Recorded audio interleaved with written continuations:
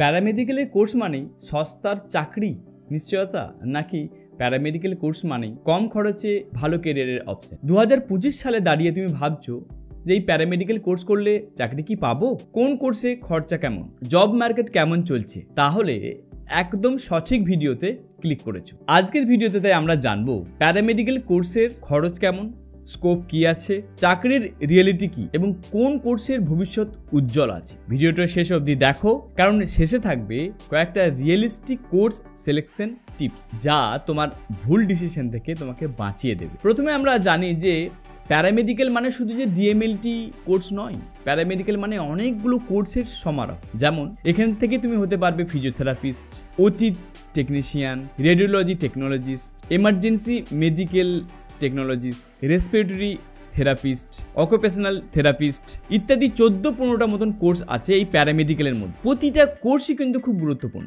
একজন রোগীর পেছনে শুধু যে ডক্টর নয়, ডক্টরের পাশাপাশি প্যারামেডিক্যাল করা টিমের চাহিদা কিন্তু অপরিহার্য। 2025 সালে হেলথ কেয়ার ইন্ডাস্ট্রির যেমন চাহিদা বেড়েছে, সেই রকমই প্যারামেডিক্যাল করা প্রফেশনাল ব্যক্তিদের চাহিদা কিন্তু আকাশ ছোঁয়া। ওয়ার্ল্ড হেলথ অর্গানাইজেশনের রিপোর্ট অনুযায়ী প্রতি 1000 জন রোগীর পেছনে অন্তত 2 থেকে 3 জন প্যারামেডিক্যাল করা ব্যক্তিদের প্রয়োজন আছে। তাহলে বুঝতে পারছো যে এই প্যারামেডিক্যালের যে এতগুলো কোর্সের কথা বললাম, এই যে কোনো একটি কোর্স করে কিন্তু তুমি তোমার কেরিয়ারকে সিকিউর করতে পারবে। এবার আসা যাক, এই যে প্যারামেডিক্যাল কোর্সের কথাগুলো বলছি আমরা, এই কোর্সের ফিস স্ট্রাকচার কেমন, কত টাকা তোমাকে দিতে হবে, এটা একটা বড় গুরুত্বপূর্ণ আমাদের মতো সাধারণ ফ্যামিলির ছেলেদের মেয়েদের কাছে। প্রথমে আমি বলবো যে যখন তুমি মনস্থির করে নিয়েছো যে প্যারামেডিক্যাল করার, এখানে তোমার কাছে দুটো অপশন পাচ্ছ। একটা তুমি গ্র্যাজুয়েশন লেভেল করতে পারছো, যেটা ডিগ্রি কোর্স, আর একটা তোমার কাছে অপশন আছে ডিপ্লোমা কোর্স। দুটো কোর্সের কিন্তু অপশন আছে। এবার তোমার যদি মনে হয় যে আমি ডিপ্লোমা কোর্স নিয়ে এন্ট্রি করব, তারপর আমি হায়ার স্টাডি করব, সেটাও করতে পারো। ইনস্ট্যান্ট তুমি চাইছো জব পেতে 2 বছরের মধ্যে, সেটারও তোমার অপশন আছে। আর যদি বলো যে না আমি একবারে ডিগ্রি কোর্স করব, তারও অপশন আছে। দুটো অপশনই আছে এবং এই দুটো অপশনের জন্য পশ্চিমবঙ্গে সরকারের থেকে দুটো এক্সাম হয়। এই দুটো এক্সাম তুমি কিন্তু দেবে, চেষ্টা করবে যে এই দুটো এক্সামকে ভালোভাবে দেওয়া। যদি সরকারি কলেজে সুযোগ পেয়ে যাও, যে কোর্সই করো না কেন ফিস স্ট্রাকচারটা অনেকটাই কম। ওকে, এবার আসি একটা কোর্সের আমরা ফিস স্ট্রাকচারের সম্বন্ধে আলোচনা করি। যদি তুমি ডিএমএলটি করো, মানে diploma in medical lab technology, এই কোর্সে যদি করো, প্রাইভেটের ক্ষেত্রে তোমার খরচা 40,000 থেকে আপ টু 2 লাখ টাকা খরচা আছে। আর তুমি যদি সরকারি কলেজে পেয়ে যাও, সেখানে তোমার খরচা আছে 15,000 থেকে 30,000 টাকা। এগুলো শুধু আমি বলছি কলেজ ফিস স্ট্রাকচার। এছাড়া যে তোমার হোস্টেল ফিস বা পড়াশোনার যে আদার্স যে খরচা, সেটা আমরা পরে আলোচনা করি। এবার আসি দ্বিতীয় একটি কোর্সের সম্বন্ধে। এক্সাম্পল স্বরূপ ধরো তুমি বলছো যে আমি একজন রেডিওলজি নিয়ে পড়াশোনা করতে চাই, আমি বিএসসি করতে চাইছি, গ্র্যাজুয়েশন ডিগ্রিটা করতে চাইছি। সেই ক্ষেত্রে তুমি যদি প্রাইভেটে পড়ো, তোমার খরচা আছে 1.5 লাখ থেকে 3 লাখ টাকা অবধি, যেটা তোমার 3 বছরের কোর্স হবে। আর যদি সরকারি কলেজে পেয়ে যাও, এই 3 বছর তোমার 50,000 থেকে 1 লাখ টাকার মতন আনুমানিক খরচা আছে। এটা কিন্তু কম বেশি হবে, সেটা কলেজের উপর ডিপেন্ড করছে। ওকে, এরকমই আরেকটা এক্সাম্পল দিই। ধরো তুমি চাইছো যে আমি ফিজিওথেরাপিতে ডিপ্লোমা কোর্স করতে চাই, তাহলে এই ডিপ্লোমা কোর্স করার জন্য তোমার খরচা হবে 60,000 থেকে 1.5 লাখ টাকা প্রাইভেট কলেজ। আর সরকারি কলেজে খরচাটা এর থেকেও অনেকটাই কম হবে। এবার আসি যে আরও কিছু আনুষঙ্গিক খরচা আছে। যেমন তুমি যখন 2 বছরের পড়াশোনা করছো বা 3 বছরের ডিগ্রি যদি করছো, সেই ক্ষেত্রে তোমার বই বলো বা আদার্স যে তোমার খাতা পেন সব কিছু যদি আমরা ধরি, এখানে তোমার খরচা আছে 10,000 থেকে 20,000 টাকা প্রতি বছর। এর সাথে ইম্পর্টেন্ট পার্ট, যেটা আমরা একদমই নেগলেক্ট করতে পারি না, হোস্টেল ফিজ এবং ফুড, এটা তো আমাদের লাগবেই। অনেকের ধরো কলেজ থেকে অনেক দূরে বাড়ি, তো তোমাকে হয়তো হোস্টেলে থাকতে হবে। সেই ক্ষেত্রে তোমার আনুমানিক প্রতি মাসে খরচা আছে 3,000 থেকে 8,000 টাকা পার মান্থ। তবে একটা কথা কিন্তু তোমাদের কিন্তু মাথায় রাখতে হবে, যে কলেজেই ভর্তি হও, দেখো ওই কলেজে স্কলারশিপের অপশন আছে কিনা। ধরো তুমি প্রাইভেট কলেজে চাইছো যে আমি প্রাইভেট কলেজে ভর্তি হতে চাইছি, প্রাইভেট কলেজে যে ওয়েবসাইটগুলো আছে তুমি যাও, সেখানে দেখো যে স্কলারশিপের আবেদন করা যাবে কিনা, স্কলারশিপের অপশন আছে কিনা। এই স্কলারশিপের তুমি যদি অপশন পেয়ে যাও, তো তুমি কম করে হলেও ধরে রাখতে পারো যে 60,000 থেকে 1 লাখ টাকা খরচা কমিয়ে নিতে পারবে। ফিস স্ট্রাকচার, এখানে তোমার 3 ধরনের স্কলারশিপের অপশন পাবে। যেমন স্টেট ওয়াইজ যে স্কলারশিপগুলো আছে সেটা তুমি পেয়ে যাচ্ছ।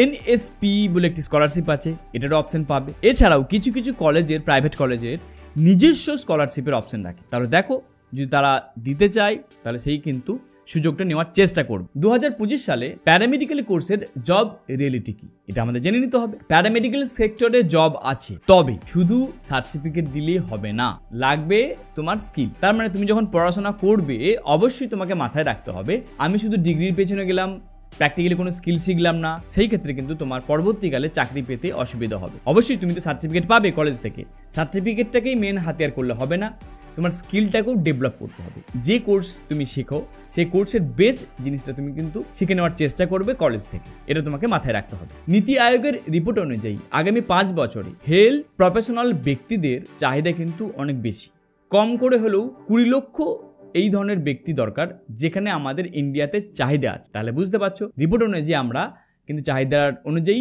সাপ্লাই কম, মানে স্টুডেন্ট সংখ্যা কম। এখন কয়েকটা কোর্স যেমন খুবই demanding, maximum student DMLT BMLT কোর্সের সম্বন্ধে জানে, এগুলো খুব ডিমান্ডিং আছে, কোর্স করলেই তোমরা চাকরি পাবে, তা তোমরা প্রাইভেটে হোক বা সরকারি দুটোরই কিন্তু অপশন আছে। এছাড়াও রেডিওলজি, ওটি টেকনিশিয়ান এই ধরনের কোর্সের চাহিদা কিন্তু তুঙ্গে। ফিজিওথেরাপি এবং অকুপেশনাল থেরাপির চাহিদা কিন্তু আরবান এরিয়াতে খুব বেশি, অর্থাৎ শহরতলিতে ফিজিওথেরাপি কোর্স করা থাকলে তোমার চাহিদা কিন্তু অনেক বেশি। এর সাথে কিছু কিছু ট্রেন্ডিং বিষয় ঘটতে চলেছে, যেমন telemedicine, home health care sector আস্তে আস্তে কিন্তু ডিমান্ড বাড়ছে।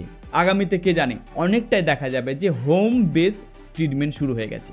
আগামী 10 বছরের মধ্যে আমরা একটা অ্যাজাম্পশন করতে পারছি যে অনেকটা ট্রিটমেন্টটা হোম বেসড হয়ে যাবে, যার ফলে রিমোট ডায়াগনোসিস টেকনিশিয়ানের চাহিদা প্রয়োজন হয়ে পড়েছে এবং আগামীতে আরও বাড়বে। বিষয়টা যেটা দাঁড়াচ্ছে যে হেলথ সেক্টরের সাথে যদি তুমি যুক্ত থাকো আগামীতে স্কোপ কিন্তু অনেক বেড়ে যাচ্ছে, অনেক কিছু আমরা দেখতে পাচ্ছি। যেমন একটা এক্সাম্পল দিই, টেলিমেডিসিনের যে কথাটা বললাম অলরেডি কিন্তু আমরা দেখতে পাচ্ছি যে একটা অ্যাপের মাধ্যমে তুমি বাড়িতে আছো, ডাক্তারবাবু আছে অনেক দূরে, কোথাও ব্যাঙ্গালোরে আছে, কোথাও চেন্নাই আছে, তোমার সাথে কমিউনিকেট করে প্রেসক্রিপশন করে দিই, তাহলে তোমাকে কোথাও যেতেও হচ্ছে না। এই বিষয়টা কিন্তু আগামীতে আস্তে আস্তে বাড়বে। তো যত এই ধরনের প্রসেস বাড়বে এই হেলথ সেক্টরের সাথে যুক্ত থাকার জন্য তোমাদেরও চাহিদা কিন্তু, অর্থাৎ প্যারামেডিক্যাল কোর্স করা স্টুডেন্টদের চাহিদা কিন্তু বাড়বে। তবে একটা জিনিস সবসময় তোমাকে মাথায় রাখতে হবে, শুধু সার্টিফিকেট থাকলেই চলবে না, লাগবে তোমার সফট স্কিল, কমিউনিকেশন স্কিলও লাগবে, লাগবে প্র্যাকটিক্যাল নলেজ।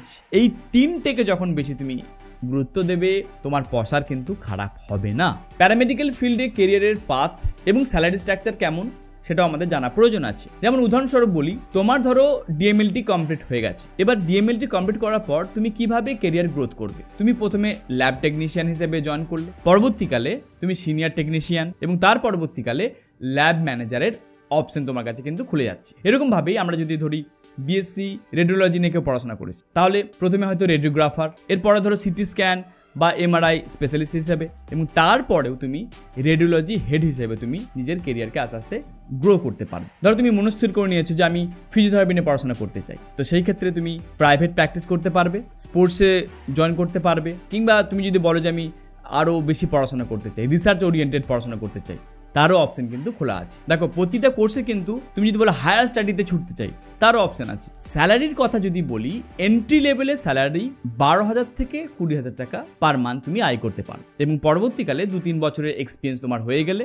স্যালারি তোমার 25,000 থেকে 40,000 টাকা পার মান্থ আর্নিং হবে, এবং সিনিয়র লেভেলে পৌঁছে গেলে তোমার স্যালারি কিন্তু 50,000 টাকা প্লাস আয় করতে পারবে। তবে অবশ্যই তুমি যদি আরবান এরিয়াতে থাকো তোমার স্যালারিটা অবশ্যই অল টাইম হাই থাকে। এখন সব থেকে সমস্যা হচ্ছে, যেহেতু অনেকগুলো কোর্স আছে প্যারামেডিক্যালের মধ্যে, তোমরা হয়তো কনফিউজ থাকো যে কোন কোর্সটা করব। হয়তো কারো দেখা দেখি তুমি ভর্তি হয়ে গেছো। এটা না করে তুমি যেটা করবে, নিজের স্ট্রেংথ এবং ইন্টারেস্টটা প্রথমে বুঝে নাও, তার ভিত্তিতেই তুমি কিন্তু কোর্সে এনরোল হবে। দেখে নাও তুমি যে কোর্সটা চয়েস করেছো প্যারামেডিক্যালের, ওই কোর্সের সরকারি কলেজের সাথে প্রাইভেট কলেজের একবার তুলনা করে দেখে নাও, যে কোথায় কোর্সের ফি স্ট্রাকচার কেমন, সবকিছু জেনে নাও। কোর্সের ডিউরেশন, স্কোপ কি আছে, এটা তোমাকে জেনে নিতে হবে। এবং প্রয়োজনে যেটা তুমি ভাবছো যে তুমি একটি কোর্স করতে চাইছো, সাপোজ ধরো তুমি ভাবছো যে আমি একজন ফিজিওথেরাপি কোর্স নিয়ে করতে চাইছি, প্রয়োজনে তুমি ইউটিউবে সার্চ করো, গুগলে সার্চ করো, কোর্সের সম্বন্ধে জানো।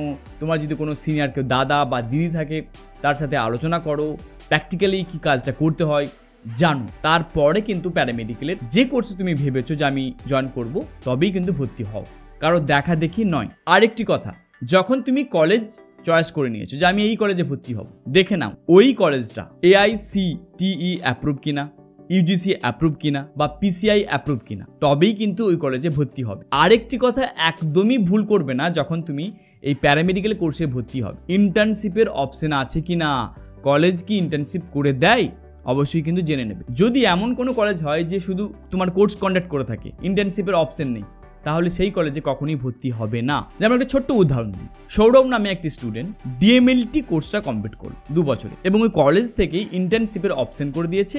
একটি প্রাইভেট বড় ডায়াগনস্টিক সেন্টারে সে ইন্টার্নশিপ করলো। 6 মাসের ইন্টার্নশিপ কমপ্লিট করার পর তার পারফরমেন্স ভালো থাকার জন্য ওই ডায়াগনস্টিক সেন্টারেই তাকে জব হিসাবে নিয়ে নিল। তাহলে ব্যাপারটা এরকমভাবে তোমাদের যেন হয়। আরেকটি কথা মাথায় রাখবে, কোর্সে অ্যাডমিশন নিয়ে নিলাম মানেই শেষ নয়, সবসময় কিন্তু আপডেট থাকো, কনস্ট্যান্ট নিজেকে আপডেট করতে থাকো, কনস্ট্যান্ট তোমার যে প্রফেশন তুমি জয়েন করতে চাইছো ওই প্রফেশনের ডেপথ নলেজ নেওয়ার চেষ্টা করো, স্কিলকে ডেভেলপ করো। তাহলে এতটুকু বলতে পারি, ঘরে বসে থাকতে হবে না। BA BSc বা BCom-এর মতন কোর্স কমপ্লিট করাটাই উদ্দেশ্য নয় প্যারামেডিক্যালের ক্ষেত্রে। এখানে তোমাকে বুঝতে হবে যে তোমার কোর্স কমপ্লিট করার পর তোমাকে রোগীর পাশে থাকতে হবে, হেলথ কেয়ারকে আরও বেশি সহজলভ্য করে তুলতে হবে মানুষের কাছে, তবেই তোমার অ্যাকসেপ্টেন্স ভালো থাকবে। কেমন লাগলো এই ভিডিওটা অবশ্যই কমেন্ট করে জানাও। প্যারামেডিক্যাল সংক্রান্ত আমার আরও 2টো ভিডিও এন্ড স্ক্রিনে আমি দিয়ে দিলাম। পরের ভিডিওতে আবার দেখা হবে। Thank you very much.